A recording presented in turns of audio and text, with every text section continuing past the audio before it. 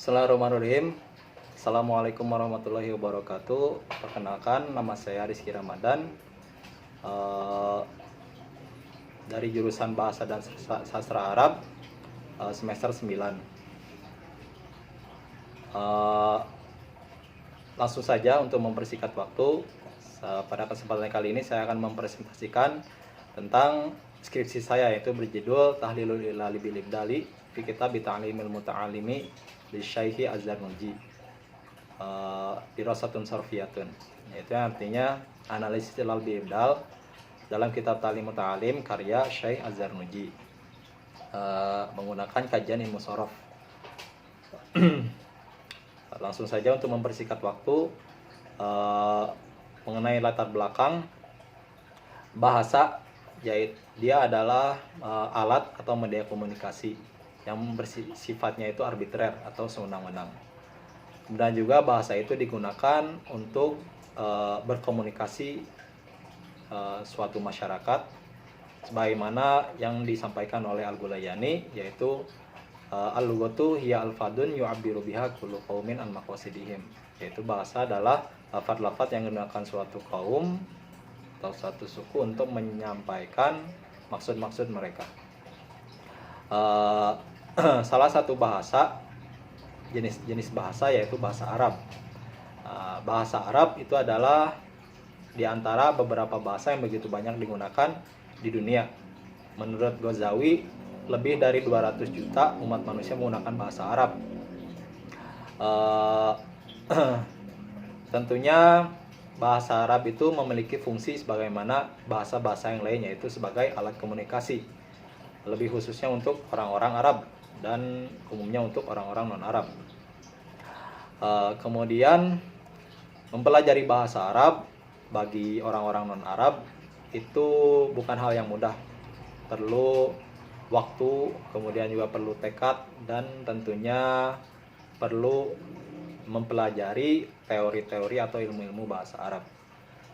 Salah satu ilmu bahasa Arab yaitu morfologi, atau kalau dalam bahasa Arab itu disebut ilmu sorof.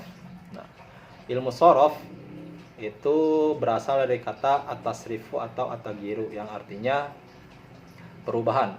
Itu secara bahasa, secara istilah yaitu merubah suatu bentuk kata kepada bentuk kata yang lain untuk maksud tertentu, dan tidak akan terjadi perubahan tersebut, tidak akan terjadi kecuali dengan perubahan tersebut. Atau tahwilul aslil wahidi ila tahwilul amtilatil wahidi ila amsilatin akhorin lima'anin maksudatin la tahsulu illa biha. Kemudian secara garis besar ilmu sorof itu dibagi menjadi dua, yaitu at-taghyir al-ma'nawi dan at-taghyir al-lafzi. Untuk taghyir al-ma'nawi itu adalah hanya perubahan kata, yaitu perubahan kata baik secara lafaz maupun secara maknanya. Kemudian untuk taghyir al-lafzi itu adalah perubahan kata, hanya lafadznya saja yang berubah, untuk maknanya tidak berubah. Dan biasanya itu disebut dengan ilal. Nah, ilal dalam penelitian ini, peneliti akan mengkaji dengan kajian ilal. Ilal diambil dari kata illatun, yang artinya al-aibu atau al-marodu, yaitu cacat atau penyakit. Itu secara bahasa. Sedangkan secara istilah yaitu merubah atau membuang atau juga memindahkan huruf atau harokat hurufnya, dan hal tersebut dilakukan untuk mempermudah dalam pengucapan. Dan ilal itu dibagi menjadi 4, yaitu ilal bil hadfi, yaitu ilal dengan membuang huruf ilat. Kemudian ilal bil iskani, yaitu dengan cara mensukunkan harokat huruf ilat. Kemudian ilal bin nakli, yaitu dengan cara memindahkan harokat huruf ilat. Dan yang terakhir ilal bil ibdali, yaitu dengan cara mengganti huruf ilat. Nah, dalam Peneliti hanya menggunakan ilal bil ibdali saja. Adapun salah satu contoh atau peneliti akan memberikan contoh kasusnya terlebih dahulu, yaitu dari kata qala Rasulullah sallallahu alaihi wasallam.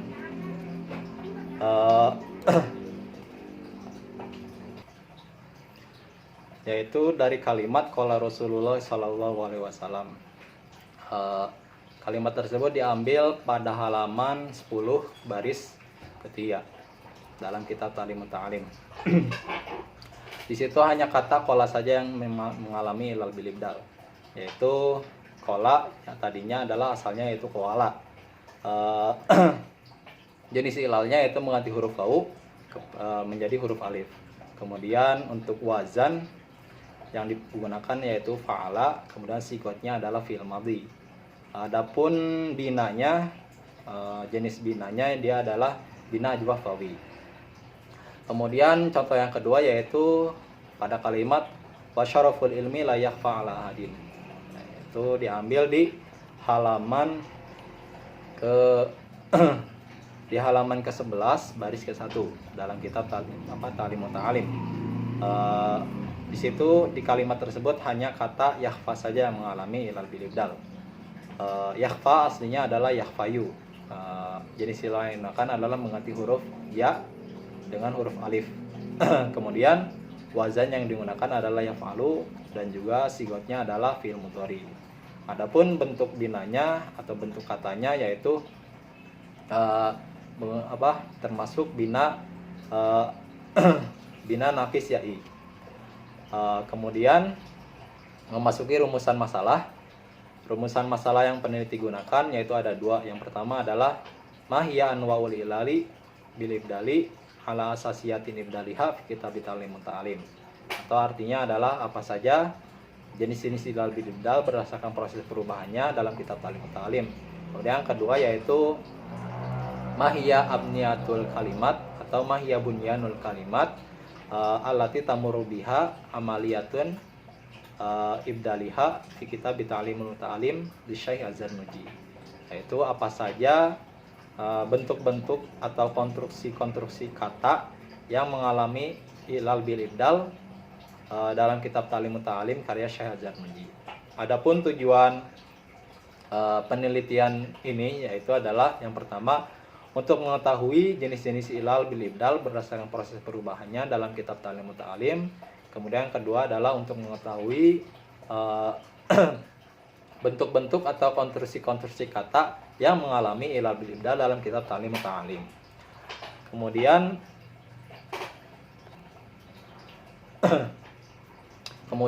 metode penelitian, kemudian teori penelitian. Teori yang peneliti gunakan itu adalah ada 5, yaitu sorof, bina, sigot, ilal, dan ilal bil ibdal. Untuk sorof pengertiannya yaitu secara bahasa sorof adalah perubahan, yaitu at-tagyiru atau at-tasrifu. Secara istilah yaitu merubah bentuk kata kepada bentuk-bentuk yang lainnya untuk mencapai maksud tertentu. Kemudian teori yang kedua yaitu bina. Secara bahasa bina itu artinya adalah bentuk. Namun dalam ilmu sorof atau ilmu bahasa Arab, bina yang dimaksud adalah bentuk kata berdasarkan susunan hurufnya. Bina dalam bahasa Arab dalam ilmu sorof itu terbagi menjadi 13. Yaitu yang pertama bina sohih, yang kedua bina mudhoaf, yang ketiga bina mahmuz fa, yang keempat bina mahmuz ain, yang kelima bina mahmuz lam, yang keenam bina mithal wawi, yang ketujuh bina mithal ya'i, yang kedelapan bina ajwaf wawi, yang kesembilan bina ajwaf ya'i, yang kesepuluh bina nakis ya'i, yang kesebelas bina nakis ya'i, yang ke-12 bina lafim mafruk, yang ke-13 bina lafim mafruk. Kemudian untuk sigot secara bahasa artinya sama, yaitu bentuk. Akan tetapi dalam ilmu sorof, sigot yang dimaksud adalah bentuk kata berdasarkan fungsi katanya. Sigot tersendiri dibagi menjadi 9, yaitu yang pertama fi'il mudhari, yang kedua yang pertama fi'il madhi, yang kedua fi'il mudhari, yang ketiga fi'il nahi, yang keempat isim masdar. Kemudian yang ketiga fi'il amar, yang keempat fi'il nahi, yang kelima isim masdar, yang keenam isim fa'il, yang ketujuh isim maf'ul, yang kedelapan isim makan, yang kesembilan isim zaman. Kemudian ilal. Ilal berasal dari kata ilatun yang artinya cacat atau penyakit. Kemudian secara istilah yaitu merubah atau membuang atau memindahkan huruf ilat dengan tujuan untuk meringankan dalam pengucapannya. Adapun kaidah ilal sendiri itu ada 19 menurut Syekh Nazir Munzir. Kemudian teori yang kelima yaitu ilal bil ibdal. Nah, ilal bil ibdal adalah salah satu jenis atau salah satu kaidah dari ilal, yaitu yang hanya menggunakan kaidah mengganti huruf ilat saja. Adapun ilal bil ibdal menurut Abdul Razak itu terbagi menjadi kaidahnya menjadi 9. Kemudian menurut Bapak Rifai Ilyas itu terbagi menjadi 6. Kemudian memasuki metode penelitian. Metode penelitian yang peneliti gunakan yaitu jenis penelitiannya menggunakan deskripsi analitik. Deskripsi analitik tersebut digunakan untuk memaparkan apa saja jenis-jenis ilal bil ibdal dalam kitab Ta'lim Muta'alim. Kemudian sumber data penelitiannya yaitu bersifat primer, yang mana sumber data penelitiannya yaitu kitab Ta'lim Muta'alim karya Syekh Az-Zarnuji, terbitan dari Ad-Darul Alamiyah dari Kairo. Kemudian untuk jenis data penelitian yang digunakan yaitu tulisan Syekh Az-Zarnuji tersebut. Lebih tepatnya tulisan kata-kata yang mengandung ilal bil ibdal. Kemudian untuk teknik pengumpulan datanya, peneliti menggunakan teknik dokumentasi, yaitu dengan cara peneliti membaca kitab Ta'lim Muta'alim terlebih dahulu dengan terjemahan, kemudian peneliti memilih kata-kata yang mengalami proses ilal bil ibdal. Kemudian ketiga, peneliti mencatat dan mengumpulkan semua kata tersebut dalam Microsoft Word. Kemudian untuk teknik analisis datanya, yaitu setelah peneliti mengumpulkan kata-kata yang mengalami ilal bil ibdal, peneliti memeriksa kembali, kemudian memilih dan memilahnya kembali, kemudian peneliti mengidentifikasikan jenis ilal bil ibdalnya, kemudian juga setelah itu mengklasifikasikannya berdasarkan bentuk-bentuk atau konstruksi-konstruksi kata. Setelah itu peneliti menyimpulkan penelitian tentang ilal bil ibdal dalam kitab Ta'lim Muta'alim. Kemudian memasuki analisis penelitian atau hasil penelitian dan pembahasan. Pertama yaitu mengenai biografi Syekh Az-Zarnuji. Syekh Az-Zarnuji memiliki nama asli yaitu Burhanuddin Al-Islami. Beliau lebih terkenal dengan nama Syekh Az-Zarnuji karena beliau lahir di kota Zarnuj yang terletak di Turkistan, daerah Afghanistan. Untuk waktu lahirnya tidak banyak yang mengetahui, namun beberapa pendapat ada yang mengirakan beliau hidup antara abad ke-12 sampai 13. Kemudian juga guru-gurunya ada salah satunya yaitu Burhanuddin Ali bin Abu Bakar Al-Marginani. Adapun karya-karya beliau hanya kitab Ta'lim Muta'alim saja yang ada sampai sekarang. Kemungkinan ada karya yang lainnya, akan tetapi telah hilang atau dihancurkan ketika ada penyerangan Mongol ke daerah tempat beliau tinggal. Kemudian yang kedua yaitu jenis-jenis ilal bil ibdal dalam kitab Ta'lim Muta'alim. Setelah peneliti mencari dalam beberapa sumber peneliti menemukan beberapa kaidah tentang ilal bil ibdal. Tentunya dalam kitab Ta'lim Ta'lim sangat banyak kata-kata yang mengalami proses ibdal dan berbeda antara satu kata dengan kata yang lainnya. Adapun kaidah ilal bil ibdalnya itu semuanya ada 15. Keseluruhan kaidah ilal bil ibdal itu ada 15. Akan tetapi kemudian dari ke 15 kaidah tersebut akan peneliti sampaikan terlebih dahulu, yaitu yang pertama mengganti huruf wawu dengan huruf alif, kemudian mengganti huruf ya dengan huruf alif, kemudian mengganti huruf wawu dengan huruf ya, kemudian mengganti huruf ya dengan huruf wawu, kemudian mengganti huruf alif dengan huruf wawu, mengganti huruf alif dengan huruf ya, kemudian mengganti huruf wawu dengan huruf hamzah, mengganti huruf ya dengan huruf hamzah, kemudian mengganti huruf ha dengan huruf hamzah, kemudian mengganti huruf hamzah dengan huruf mad, kemudian mengganti huruf wawu dengan huruf ta, mengganti huruf ya dengan huruf ta, mengganti huruf ta dengan huruf to, mengganti huruf ta dengan huruf dal, dan mengganti huruf nun dengan huruf mim. Ke-15 kaidah ilal bil ibdal tersebut akan peneliti gunakan untuk menganalisis kitab Ta'lim Ta'lim. Apa saja sih jenis-jenis yang digunakan dalam kitab Ta'lim Ta'lim. Kemudian setelah peneliti melakukan penelitian, peneliti menemukan 127 data atau 127 kata yang mengalami ilal bil ibdal. Dan dari 127 kata tersebut hanya menggunakan 8 jenis ilal bil ibdal saja. Yaitu yang pertama jenis yang pertama yaitu istibdalul wawi alifan atau mengganti huruf wawu dengan huruf alif. Salah satu contohnya yaitu kata istifadatan, yaitu ada di halaman 9 baris ke-7. Istifadatan itu asalnya adalah istifadan. Dia termasuk jenis ilal bil ibdal menggunakan mengganti huruf wawu dengan huruf alif. Sebagaimana kaidahnya yaitu jika ada wawu wawu diganti alif ketika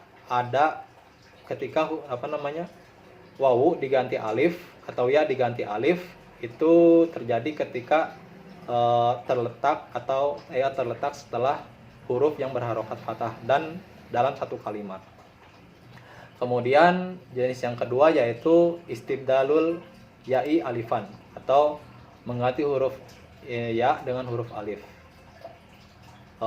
Sebelumnya tadi yang mengganti huruf wawu dengan huruf alif itu ada 40 kata.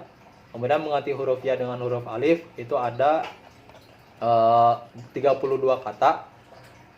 Kemudian salah satu contohnya yaitu kata yakhfa atau yanalu. Yanalu itu ada di halaman ke-1 baris ke-14. Yanalu itu aslinya adalah yanyalu. Akan tetapi ya diganti alif karena menurut kaidah jika ada ya terletak setelah huruf berharokat fathah maka dia diganti menjadi alif. Kemudian jenis yang ketiga yaitu mengganti huruf wawu dengan huruf ya atau istibdalul wawi ya'an.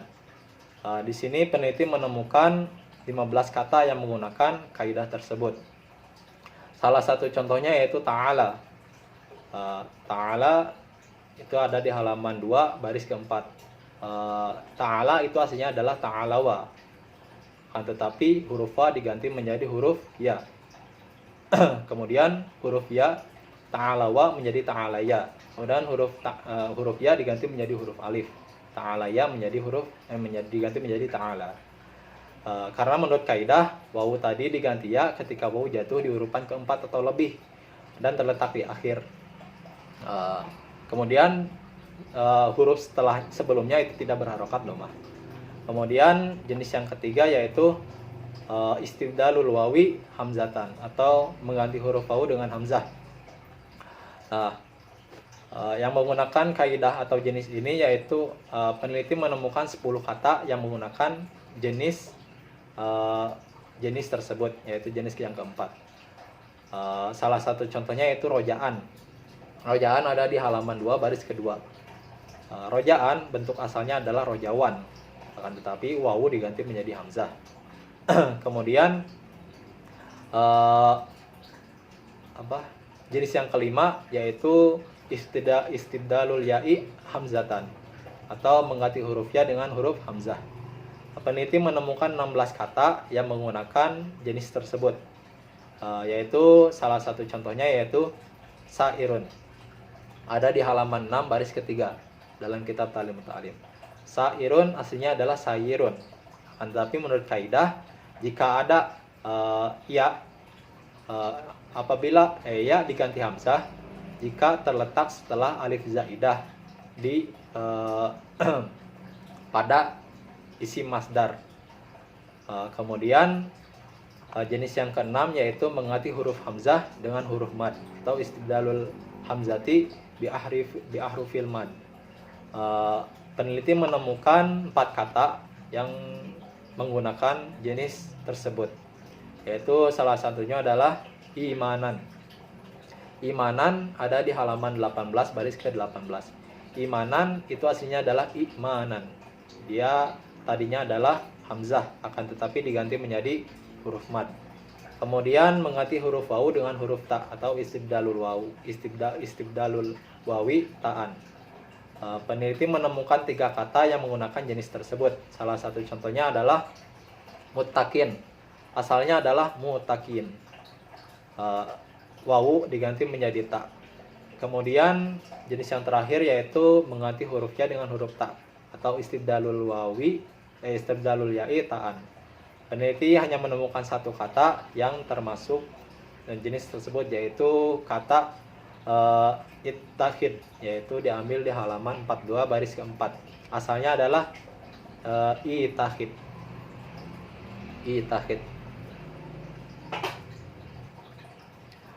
Kemudian memasuki bentuk-bentuk kata yang mengalami atau konstruksi-konstruksi kata yang mengalami proses ilal bil ibdal dalam kitab Ta'lim Muta'alim. Nah, jadi setelah peneliti menemukan 127 kata yang mengalami ilal bil ibdal, ke semua kata tersebut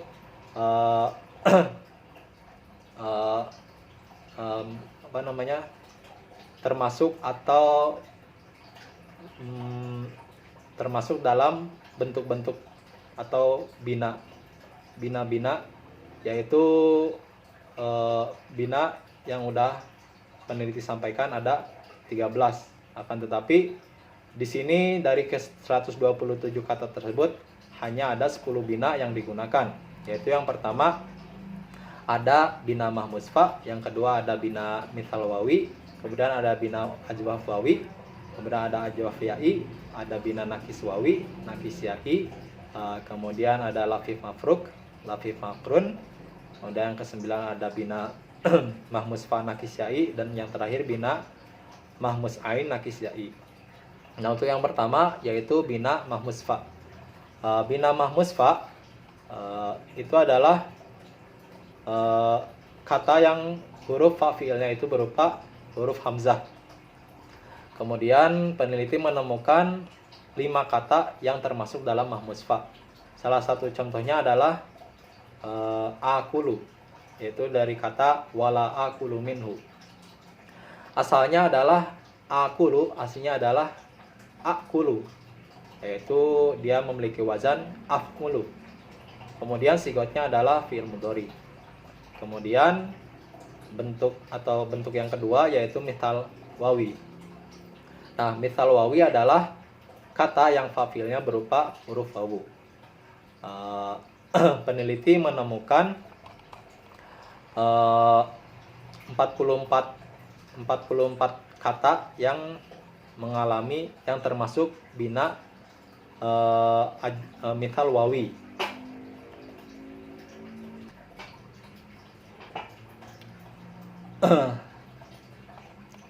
Salah satu contohnya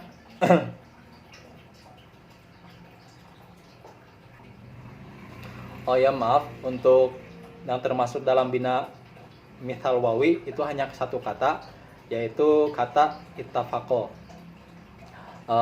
Ittafaqo itu asalnya adalah iutafaqo, yaitu dia termasuk wazan dia memiliki wazan ifta'ala. Kemudian dia termasuk sigot fi'il madhi. Kemudian bentuk yang ketiga yaitu ajwafawi. Nah, ajwafawi yang termasuk ajwafawi itu ada 44 kata. Kemudian ajwafawi itu adalah kata yang ain fiilnya itu berupa huruf wawu. Salah satu contohnya yaitu kata ikhtiyarun, yaitu asalnya adalah ikhtiwaron. Kemudian wazannya adalah ifta'alan. Bentuk atau sigotnya adalah isim masdar. Kemudian bentuk yang keempat yaitu bina ajwaf ya'i. Nah, bina ajwaf ya'i itu peneliti hanya menemukan 13 kata yang menggunakan yang termasuk bina ajwaf ya'i. Adapun bina ajwaf ya'i adalah bina atau kata yang ain fiilnya berupa huruf ya. Adapun salah satu contohnya adalah yaitu kata yanalu, wala yanalu al-maqsuda. Asalnya adalah yanalu, asalnya adalah yanyalu. Kemudian wazannya adalah yaf'alu. Adapun bentuk atau sigotnya adalah fi'il mudhari.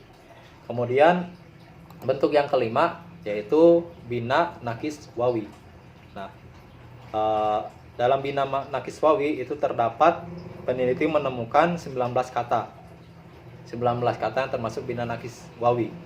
Adapun bina nakis wawi itu adalah kata yang lam fiilnya berupa huruf wawu. Salah satu contohnya yaitu kata rojaan. Rojaan asalnya adalah rojawan. Kemudian wazannya adalah fa'alan. Kemudian sigotnya adalah isim masdar. Kemudian bentuk yang keenam. Bentuk yang keenam yaitu bina nakis ya'i. Nah, peneliti menemukan 35 kata yang termasuk dari bina nakis ya'i. Bina nakis ya'i sendiri yaitu adalah kata yang lam fiilnya berupa huruf ya. Salah satu contohnya adalah